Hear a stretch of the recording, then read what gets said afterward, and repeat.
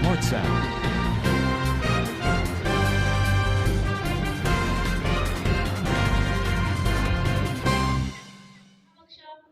और सेहत बख्शी कि मैं इस वक्त खुदा के कलाम को सुना सकूं। और मैं शुक्रगुजार हूँ अपने खादमों की जिन्होंने मुझे मौका बख्शा, और मैं अंकल सैमुअल की भी शुक्रगुजार हूँ जिन्होंने मुझे अपना कलमा दिया ताकि मैं सुनाऊं और खुदा के नाम को इज़्ज़त और चढ़ाऊं। जैसा कि हम सब जानते हैं कि आज मुबारक जुम्मा है। आज के दिन यीशु मसीह को सलीब दिया गया। जब यीशु मसीह को सलीब दिया गया तो यीशु मसीह की जुबान मुबारक से 7 अल्फाज निकले जिन्हें हम 7 सलीबी कलमात कहते हैं। जो पहले 3 कलमात हैं वो यीशु मसीह ने दिन की रोशनी में अदा किए जो कि लोगों के लिए थे, और बाकी के जो 4 कलमात हैं वो यीशु मसीह ने अपनी ज़ात के लिए अदा किए। हम देखते हैं कि जो मुझे कलमा दिया गया है वो माफ़ी का कलमा है। खुदावंद के कलाम में से मेरे साथ हवाला निकालें। लूका 23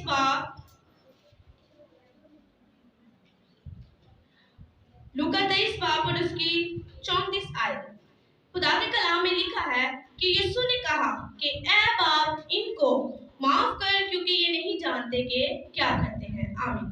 हम देखते हैं कि खुदावंद यीशु मसीह ने कहा कि ऐ बाप इनको माफ कर। खुदावंद यीशु मसीह ने हमारे लिए इतने दुख सहे, लेकिन खुदावंद यीशु मसीह ने सबसे पहला जो काम सलीब पर किया वो माफी का था कि खुदावंद यीशु मसीह ने कहा कि ऐ बाप इनको माफ कर क्योंकि ये नहीं जानते कि क्या करते हैं। हम देखते हैं कि माफी के लिए अब्रानी जुबान में अल्फाज का साहा इस्तेमाल हुआ है जिसका मतलब है ढांपना, और माफी के लिए यूनानी जुबान में जो लफ्ज इस्तेमाल हुआ है वो है अपोलियो जिसका मतलब है आजाद करना। हम देखते हैं कि खुदावंद यीशु मसीह ने सलीब पर हमारे लिए कितने दुख सहे। हमारे लिए कम 40 कोड़े खाए, हमारे लिए पसली में नेज़ा मुड़वाया, हमारे लिए खुदावंद यीशु मसीह ने अपनी जान दी और हमारे लिए तीसरे दिन मुर्दों में से जी उठे। लेकिन हम खुदावंद यीशु मसीह के अहकामों पर अमल नहीं करते। जो खुदावंद यीशु मसीह ने 7 अल्फाज बोले जिन्हें हम 7 सलीबी कलमात कहते हैं, हम उन पर अमल नहीं करते। खुदावंद यीशु मसीह ने हमें सिखाया कि हमें माफ करना है, लेकिन हम माफ नहीं करते क्योंकि खुदावंद यीशु मसीह हमारे लिए इतने दुख सहकर 3 दिन बाद तीसरे दिन मुर्दों में से जी उठे ताकि हम जिंदगी पाए और कसरत की पाए। हमारा खुदावंद यीशु मसीह हमें यही सिखाता है कि एक दूसरे की गलतियों को दरगुजर करें। खुदा इस कलाम के वसीला से आपके बरकत दे, मुझे भी बरकत दे। आमीन। बरकत कादिर और जलाली नाम में आप सब सलाम। ये जो कलमा है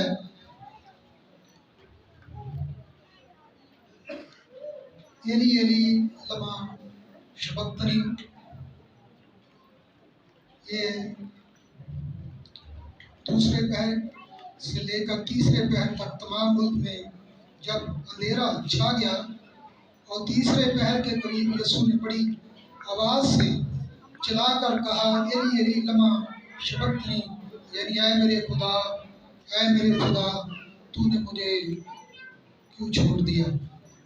ये अब्रानी ज़बान का लफ्ज़ है।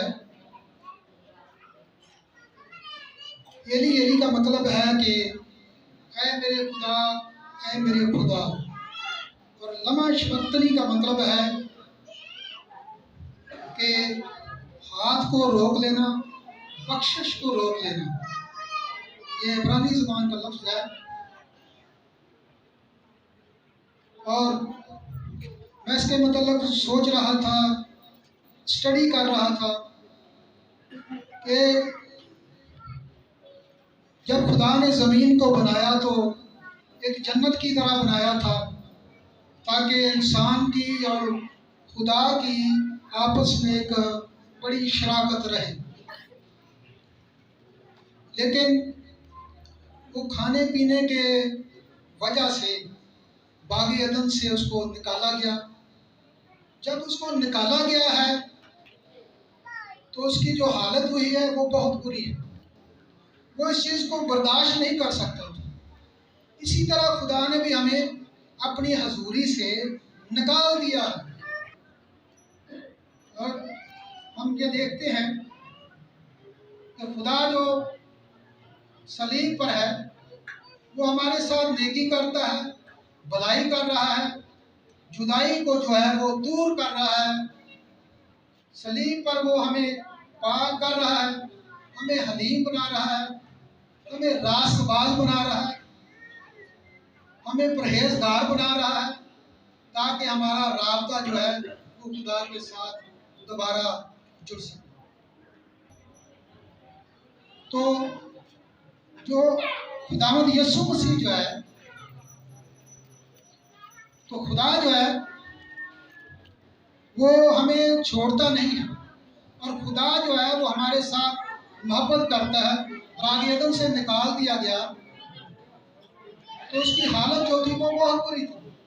ना तो शाम को पता था, ना अबलीस को पता था कि वो दरख्त कहाँ पे लगाया हुआ है, लेकिन जो शाम था वो कुल दश्ती जानवरों से ज़्यादा होशियार था, और शैतान जो है उसको इस्तेमाल करता है जो ज़्यादा होशियार।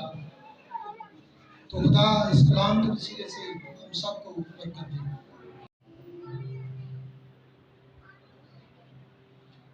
यीशु मसीह के जिंदा जलाली और अपनी नाम में आप सबको सलाम। हम सब जानते हैं कि जबकि आज हम यीशु मसीह के 7 सलीबी कलमात के बारे में हम सुन रहे हैं, सीख रहे हैं, और मैं भी जो खुदावंद ने मुझे बोलने की और जो कलमा मुझे दिया गया उसके बारे में बयान करूंगी। पहला कलमा माफ़ी का कलमा था।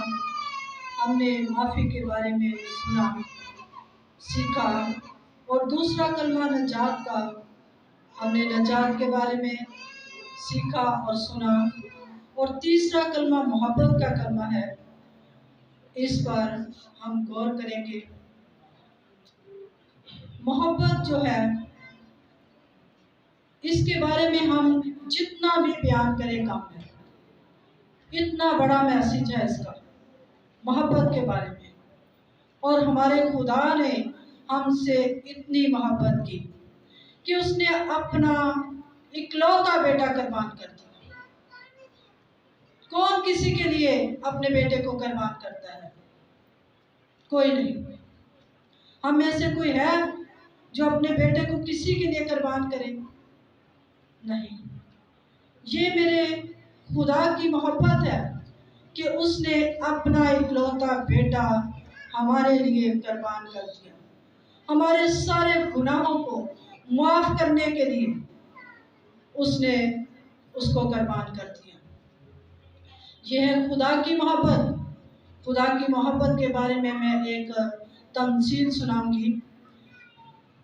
एक ट्रेन होती है, और वो ट्रेन जो है लोगों से भरी हुई है, उसमें बहुत से मुसाफिर हैं। जैसे कि ट्रेन जो है लाहौर से कराची जा रही हो और उसमें बहुत से मुसाफिर हों, और आगे चलकर डाकू जो होते हैं उस ट्रेन, जिस लाइन पर ट्रेन आ रही होती है, उसको काट देते हैं। और वो जब काट रहे होते हैं तो एक आदमी जो होता है उसको देख रहा होता है, और उसने कहा इन डाकुओं ने लाइन को काट दिया है, और जब ट्रेन आगे बढ़ेगी, आगे आएगी, तो गाड़ी जो है वो गिर जाएगी और सारे लोग जो है वो मर जाएंगे। और उसने क्या किया, वो सोच में पड़ गया कि अब मैं क्या करूं, मैं कैसे इन लोगों को बचाऊं। और उसने सोचा कि अगर लाल रंग का कपड़ा जो है वो आगे किया जाएगा तो जो ट्रेन है वो रुक जाएगी, और मुसाफिर जो है वो बच जाएंगे। और अब टाइम उसके पास कम था, ट्रेन बढ़ रही थी आगे, और उसके पास उसका बेटा खड़ा था। और उसने कहा, बेटा क्या तू इन लोगों के लिए कुर्बान होना चाहता है? बेटे ने उसी वक्त कहा, हाँ बाप, मैं इन लोगों के लिए कुर्बान दूंगा और मैं इन लोगों को बचाऊंगा। और बाप ने क्या किया, उसने जल्दी से अपनी पॉकेट से चाकू निकाला और बेटे का गला काट दिया, और उसी की कमीज को लिया और खून में भगो दिया। उसी के लहू में भगोकर वो लाल रंग का कपड़ा बन गया। और जब बन गया तो उसने गाड़ी के आगे किया, ट्रेन के आगे किया, और ट्रेन जो थी वो रुक गई और सारे मुसाफिर जो थे वो बच गए। और इसी तरह मेरे मसीहा ने, मेरे यीशु मसीह ने अपने बाप की मर्जी को पूरा करके पूरी दुनिया के गुनाहों को अपने ऊपर लेकर सलीब पर चढ़ गया। खुदा उनके पाक नाम के पढ़े और सुने जाने पर उसकी बरकत हो। आमीन। यीशु मसीह के जिंदा जलाली और पुरफज़ल सलीब का पैगाम हलाक होने वालों के लिए तो बेवकूफ़ी है, लेकिन हम निजात पाने वालों के लिए खुदा की कुदरत। ये बड़ा सेंसिटिव लम्हा है। मैं देख रहा हूँ बहुत से लोगों ने स्याह कपड़े पहने अपनी दुख का इज़हार खुदा यीशु मसीह के साथ कर रहे हैं। लेकिन याद रखें कि पूरी रात खुदा यीशु मसीह को मुख्तलिफ अदालतों का सामना करना पड़ा। अभी जो बेटी गीत गा रही थी कि पंड मेरे गुनाहां दी नहीं जाता, मुंह बोलता नहीं, दुख से अपने, और उसके हाथों और पैरों में कील ढुके हुए हैं और ये कोड़े उस पर बरसाए जा रहे हैं, उसकी दाढ़ी को नोचा जा रहा है। जरा अपनी सबराती आंखों से देखें कि आज मेरा और आपका निजात दहिंदा उसकी इंसान में हरगिज़ चलना था, लेकिन वो मेरे और आपके गुनाहों को अपने ऊपर उठाए हुए भारी सलीब उसने मोढ़े पर उठाई हुई है, कंधे पर उठाए हुए वो जा रहा है, पीछे घोड़े पड़ रहे हैं। आंख को देखें कि घोड़ा जब पड़ता था उसके साथ जो लोथड़े थे गोश्त के वो भी उतर जाते थे। उसकी दाढ़ी को नोचा जा रहा है और अब देखें कि किस तरह उस पर तशद्दुद हो रहा है। उसकी ज़ात में हरगिज़ छल नहीं था, वो मेरे और आपके गुनाहों के लिए वो मुआ। और कलाम यकदस में से हम देखते हैं कि उसने सलीब पर अपनी जान का कफारा दिया। और यूहन्ना रसूल की मार्फत लिखी गई इंजील यकदस उसका 19 बाब और उसकी 28 आयत को पढ़ेंगे। लिखा है, इसके बाद जब यीशु ने जान लिया कि अब सब बातें तमाम हुई ताकि नविश्ता पूरा हो, तो उसने कहा मैं प्यासा हूं। हम देखें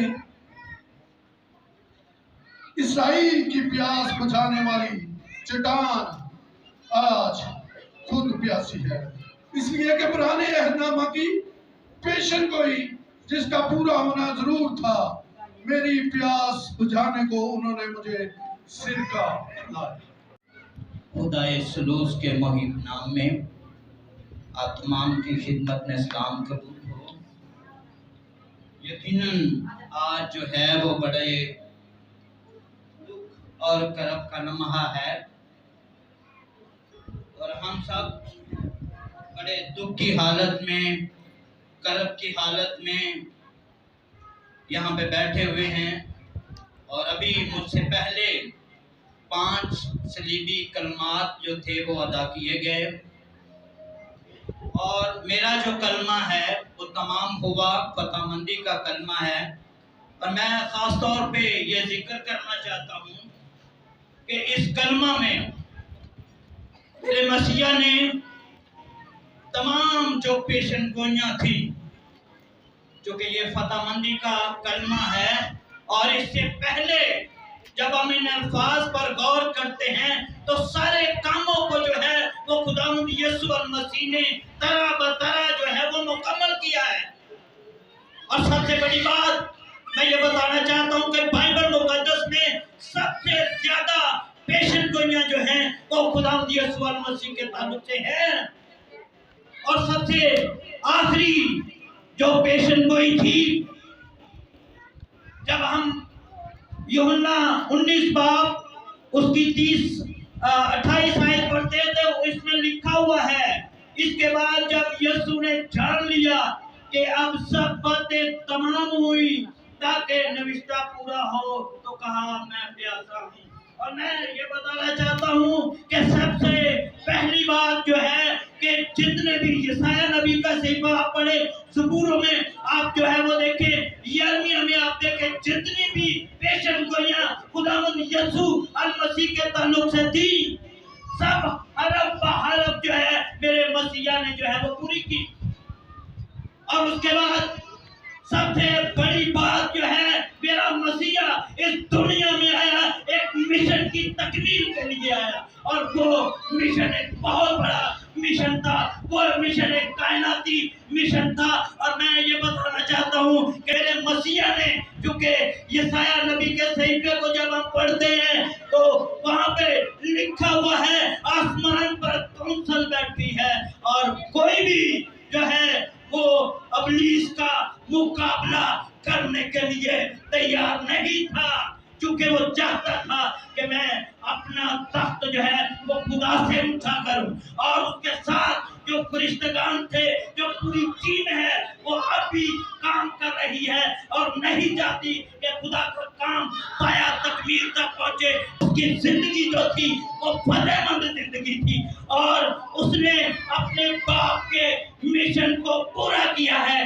बाइबल मुकद्दस में जब हम यूहन्ना 3 बाब उसकी 16 आयत पढ़ते हैं तो लिखा हुआ है कि खुदा ने दुनिया से ऐसी मोहब्बत रखी कि उसने अपना इकलौता बेटा बख्श दिया, ताकि जो कोई उस पर ईमान लाए हलाक ना हो बल्कि हमेशा की जिंदगी पाए। और मैं ये बताना चाहता हूँ कि मेरे मसीहा ने जो मिशन लिया था, जिस मिशन को लेकर वो इस दुनिया में आए, और खास तौर पे जिक्र करना चाहता हूँ कि बहुत सारी प्रॉब्लम थी, बहुत सारे मसाइल थे, अबलीस नहीं चाहता था। सबसे पहला पाना जो अबलीस से पड़ा, लिखा हुआ है जब खुदा यीशु मसीह ने खिदमत का आगाज किया है तो लिखा हुआ है कि रूह उसे जंगल में ले गया ताकि अबलीस से आजमाया जाए। और क्या किया?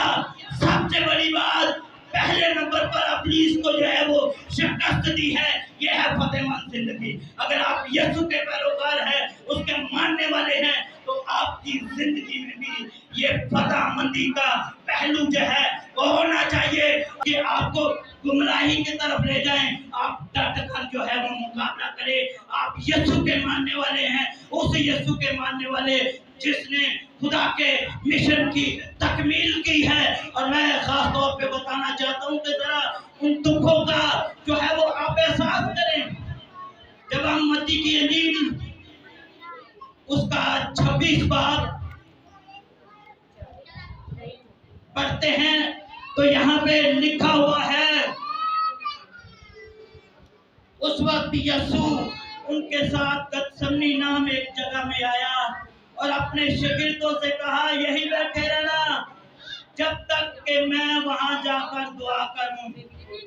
और आगे 38 आयत में लिखा है, उस वक्त उसने उनसे कहा, मेरी जान नहायत गमगीन है, यहाँ तक के मरने की नौबत पहुंच गई है। तुम यही ठहरो, मेरे साथ जाते रहो। और फिर जरा आगे बढ़कर मुंह के बल गिरकर युद्ध की, ऐ मेरे बाप, अगर हो सके तो ये प्याला मुझसे टल जाए, तो भी ना जैसा मैं चाहता हूँ बल्कि जैसा तू चाहता है वैसा ही हो। और आगे 41वीं आयत में लिखा है, फिर दोबारा उसने जाकर यूं दुआ की, ऐ मेरे बाप, अगर ये मेरे पिए बगैर नहीं कर सकता तो तेरी मर्जी पूरी हो।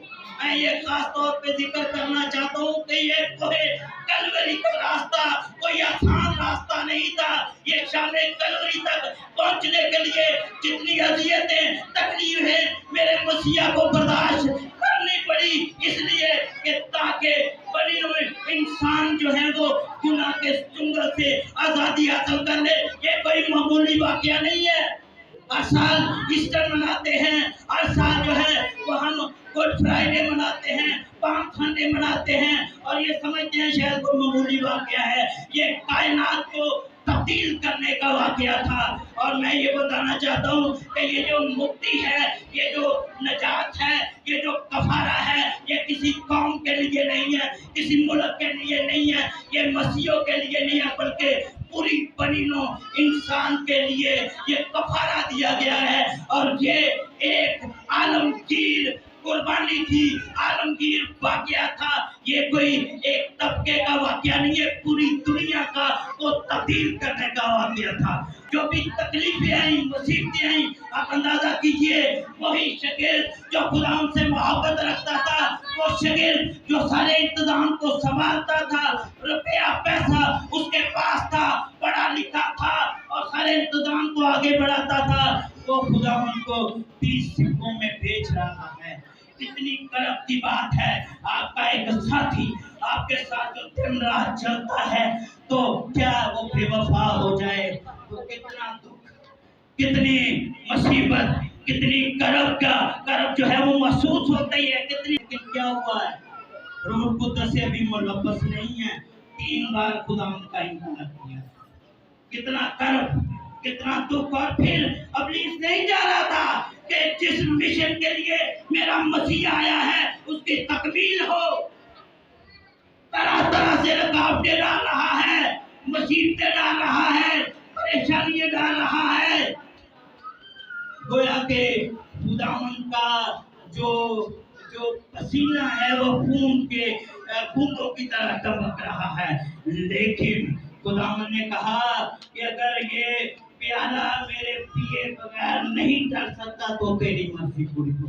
बाप की मर्जी को पूरा किया है कि इस कफारे को, इस कुर्बानी को, ये जो ईस्टर का त्योहार है, मेरे मसीहा ने जो है वो जिंदा हुए और इस यादगारी को हम मना रहे, इसको मामूली ना समझिएगा अपनी जिंदगी में।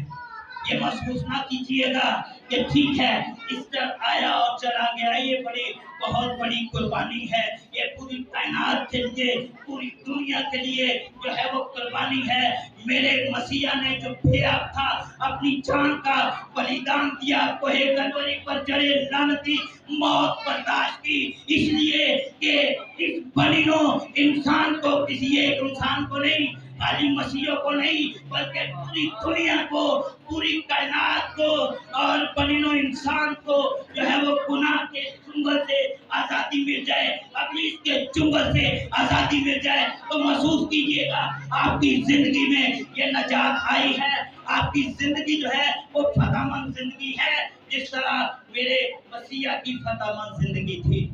इस जिंदगी में रहते हुए सारे कामों की तकमील की है और जान देने से पहले तमाम हुआ मिशन को, मकसद को पूरा किया है। आप यीशु के मानने वाले हैं, जो भी आपकी जिंदगी में इरादा है, जो भी आपकी जिंदगी में मिशन है, जो भी आप खुदावन के लिए काम करना चाहते हैं, तकलीफों से, मुसीबतों से जो है वो ना घबराइएगा। हालात कैसे हो रहे हैं, ये हालात तो खिलाफ जा रहे हैं, आप खुदा यीशु मसीह की जिंदगी पर निगाह करें।